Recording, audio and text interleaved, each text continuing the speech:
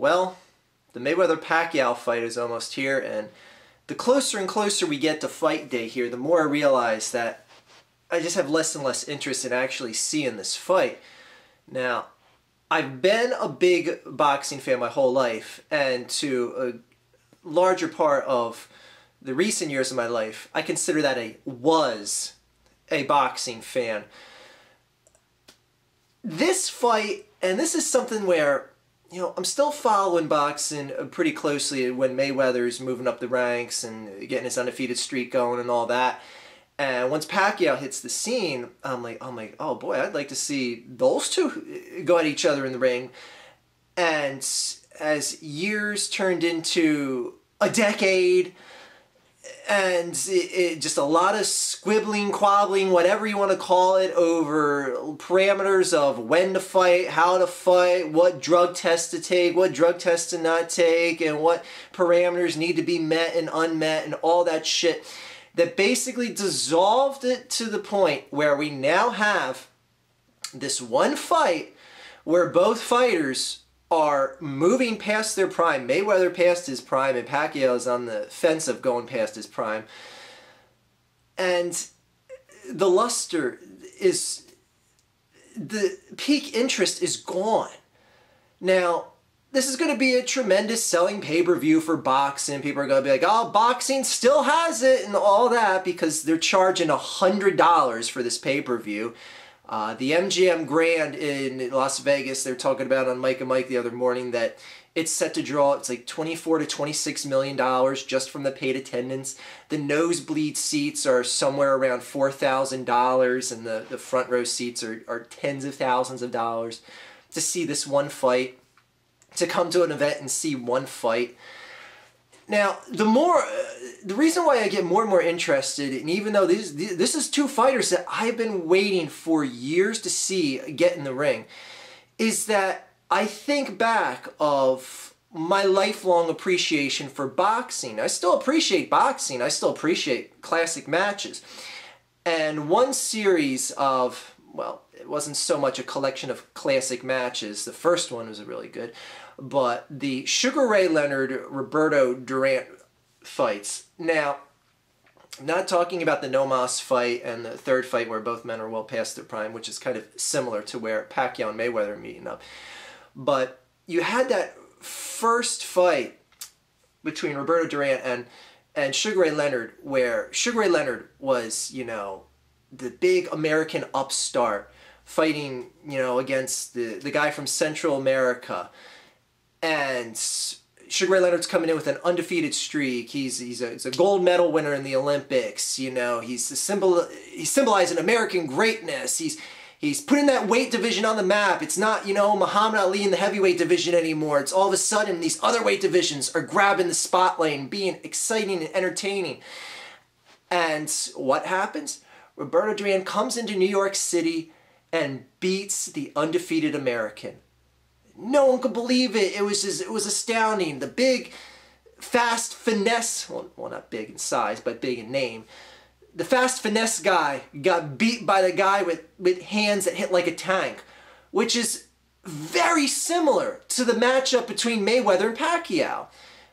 But just in storyline and principle and anything. You got the guy from Southeast Asia coming to beat the undefeated American. Same with the Mayweather with the Leonard Durant fight, where you had the South American coming to America to face the undefeated American. The guy from outside of America has the heavy hands. It's the same with Pacquiao. Pacquiao is more known to be a heavy hitter than a finesse guy that Mayweather is. The finesse guy that's going to dodge your punches and kill you with quickness, where both Pacquiao and Durant kill you with their hands because they hit so heavy. But anyway, it's thinking back on stuff like this and making me go, this fight should be happening between Mayweather and Pacquiao, but this should be at least the third fight in what is considered to be a legendary clash of fighters. And we're just not getting that. We're just getting another guy that Mayweather took It's a fight well past his prime, like the Oscar De La Hoya fight with Mayweather. It's like, yeah, that would have been nice to see that a couple years before, but then again, Mayweather really didn't have the stature a couple years prior to Oscar De La Hoya. So I digress. He still could have fought him. Still could have fought him, and it would have been a good fight. Anyway, I don't know. It just seems like Mayweather drags his feet and manages to fight these guys when they're moving well past their prime, when they're a big name, and fighting a lot of tomato cans that don't stand a chance in beating Mayweather in the ring and just selling pay-per-view buys. But we're the public that buys it. I'm not going to buy it. I'm going to stream the shit out of the Mayweather-Pacquiao fight. But, you know, hey, whatever. $100 on pay-per-view, I'm sorry. And this whole thing just encapsulates why I got so heavy into MMA in the past dozen or so years. It's that, you know, stuff like this you wouldn't see happen. You can knock MMA for the cockfighting sport or whatever you want to call it all you want, but the one thing you can't say is the best fighters don't fight each other. Because the amount of bureaucratic bullshit is minuscule compared to what you see in the world of boxing. And it's 27 weight classes and 3 belts in each weight division and all this shit that just makes it so disinteresting, so just no longer unique. It just takes it and turns it into a cluster muckety-muck.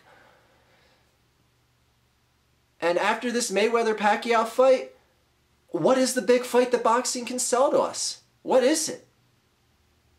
And see, that's the thing, and that's why more and more people are turning to MMA, because they're seeing the best fighters fight, and there's a lot more best fights to come down the line that you can look forward to. In boxing, once you, to any boxing fans out there watching this, what are you looking forward to that is going to sell a lot of pay-per-view buys, that is going to get millions of dollars for Vegas and whatnot? Yeah, there's a few fights here and there, but they're few and far between. You're not going to see anything for years to come that is going to draw as much revenue as the Mayweather-Pacquiao, that would even draw half of what this Mayweather-Pacquiao fight is going to draw. The only thing you could bank on is that this fight isn't a stinker, it's a classic fight, and they get a rematch right away. But I got news for you. I don't expect to see a classic fight in this match. And frankly, boxing could get a very severe death blow if this fight is a stinker. If this ends up being some sort of disqualification or like a no-mas fight, like the Durant, Mayweather, Sugar Ray Leonard second fight. If it's the no-mas type fight like that, like imagine if something like that happens and people paid $100 on pay-per-view and spent $4,000 to sit up in the rafters and watch the fight with the Las Vegas Rats. Boxing is damn near banking on its profitable existence. Boxing will exist if this is a stinker, but its ability to draw money and have the balls to make a pay-per-view that costs $100 hinge on this fight being good. So, with all that being said, I have no interest in paying money to see this fight. Will I watch the fight? Yes, it's a fight that I've been looking forward to see, but as a boxing fan, it's not something that I'm like, oh, boy, this is one of the greatest fights I've been looking forward to. Now, while that technically may be true, it's something that should have happened years ago. Like I said, this should be the third fight. This should be the third fight between the two guys. But because of all the bureaucratic bullshit, the Mayweather foot dragging, the Pacquiao don't want to take this test, don't want to take that test, all the red tape that's the thing. Sole blame doesn't lie on all just one person or boxing. It's a collective clusterfuck as to why boxing's in the state that it is today. Okay, so don't just say like, oh, Kentucky Fried Chicken Mayweather is, you know, he was afraid to fight Pacquiao and all this stuff, and Pacquiao's afraid to take the drug test because he gets woozy if he gets blood drawn before the fight. Now, I get all that, and people are going to blame just boxing, not the guys, blame the organization, not the fighters. Everyone is to blame in this. Everyone. Anyway, enjoy the fight. I know hardcore boxing fans are going to be, having boners till this fight comes around, and that's all well and good. But in the meantime, I'm going to get a healthy dose of MMA to quell my thirst to see some man-on-man action. Oh, God. Anyway, have a good day, everyone.